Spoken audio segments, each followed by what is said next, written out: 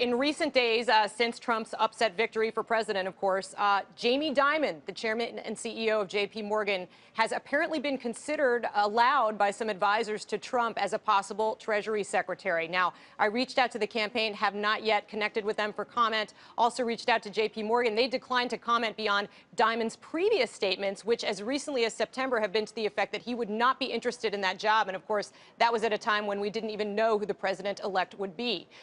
Dimon, not clear where the conversations stand right now. There might be a list of people they're considering. Reportedly, Steven Mnuchin, who of course was the campaign finance chairman for Mr. Trump, was the front runner, although a lot of details yet to be determined. I think this would probably be a sigh of relief for Wall Street to know that Dimon was under consideration or that he was on a list, because it's a more mainstream candidate coming from a president-elect who, of course, has embraced less traditional types of ideas for both his own staff and a potential cabinet, Kayla. So we'll be eager to hear more about this. I'll continue bringing you any developments. And also today we'll be hearing from Lloyd Blankfein, the chairman and CEO of Goldman Sachs, as well as Bill Ackman, the hedge fund manager at DealBook.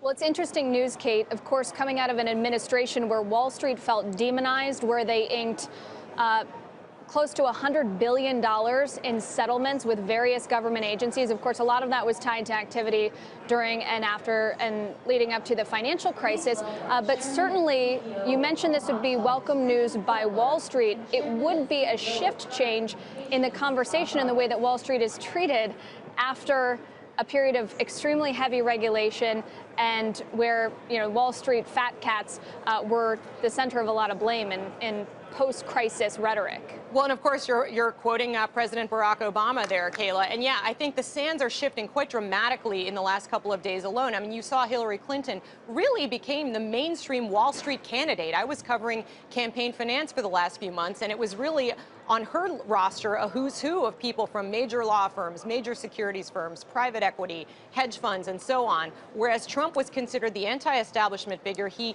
criticized Clinton for her ties to Wall Street, her paid speeches to Goldman Sachs and others, and so on. However, it seems from the market reaction and some of these early signals, including this idea that perhaps Trump's advisors would consider Jamie Dimon as a Treasury Secretary candidate, even if he has said historically he's not interested, that suggests that actually it may be a more traditional sort of pro-business mindset that's governing Trump and his circle of aides, and that the appointees and some of the policies might be pro-growth, might be more friendly to Wall Street. We've heard about a possible repeal of Obamacare, certainly, but I was thinking Dodd-Frank. So you're right. I mean, things really are transforming quite dramatically, even in these early hours.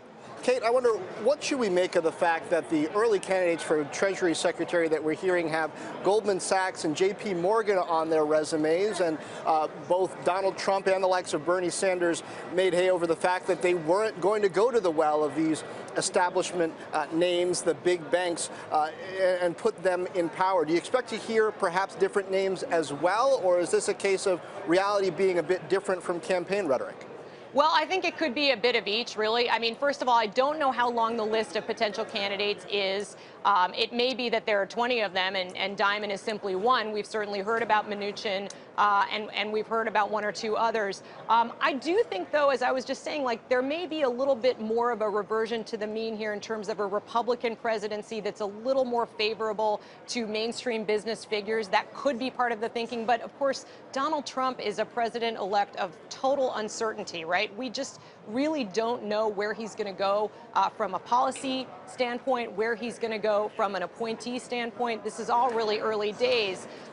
Jamie Dimon, someone who has often been brought up for this role, whether the candidate hails from the Democratic or the Republican side of the aisle, probably because he's so experienced. And we also, of course, had Hank Paulson in this seat during the financial crisis, the former Goldman Sachs chairman and CEO. And everybody has their critics, but I think was widely regarded to have done a successful job navigating us through that period.